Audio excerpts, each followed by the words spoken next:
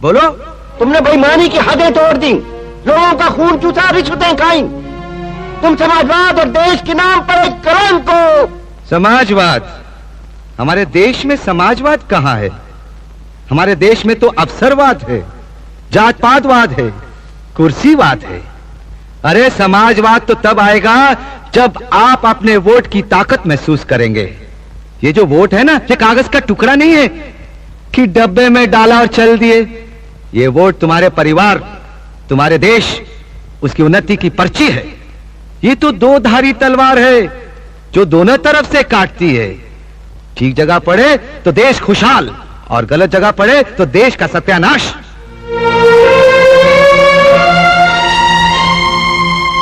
अरे भाइयों, हम तो आपसे एक सवाल पूछते हैं। जब आप अपनी बहन या बिटिया की शादी तय करते हैं तो पहले अच्छा लड़का ढूंढते हैं, अच्छा खानदान देखते हैं, उसके गुण और अवगुण देखते हैं, तब जाकर कन्या की शादी करते हैं।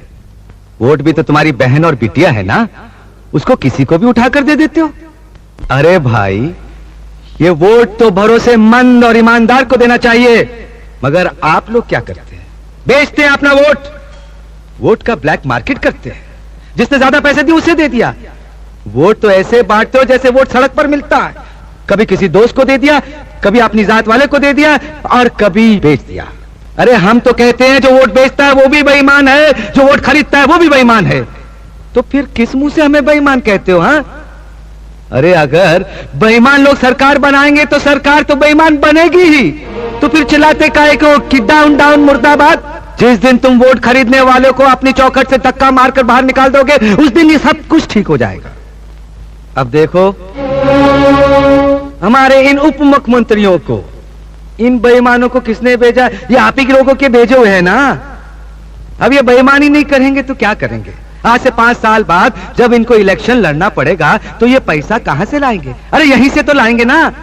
अरे बोलिए बोलिए। आप कहते हैं कि हमने रिश्वत ली है, बेईमानी की है। अरे हम कहते हैं हाँ, हमने रिश्वत खाई है। कोई कहता है 12 करोड़, कोई कहता है 15 करोड़, कोई 16। आप जानते हैं हमने कितना कमाया है? हाँ, 62 करोड़। 62 करोड़, 60 और 2। हाँ, अरे जरा सोचिए तो सही, अगर 6 महीने में हमने 62 करोड़ रुपया कमाया है तो हमसे पहले इतने लोगों ने इतने सालों में कितने करोड़ कमाए होंगे? हाँ? हिसाब लगा सकते हैं आप? अरे जब आप हमारा हिसाब नहीं लगा सके तो उन लोगों का हिसाब कैसे लगा सकते हैं? अरे हम तो कहते हैं उन लोगों से हिसाब मांगो, हम तुम्हारे साथ हैं, हम भी मिलकर हिसाब मांगेंगे। क्यों? क्योंकि अब हमें पता चल चुका है कि ये रुपया, ये पैसा कमाने का तरीका कौन से रास्ते से होता है। हाँ? बेईमानी का पैसा किस रास्ते से कमाया जाता है, ये अब हमें पता चल चुका है।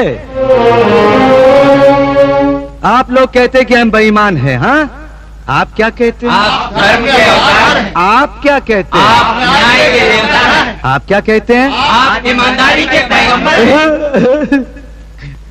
कोई कहता है हम न्याय के देवता हैं, कोई कहता है कि हम धर्म के अवतार हैं, कोई कहता है ईमानदारी के पैगंबर हैं।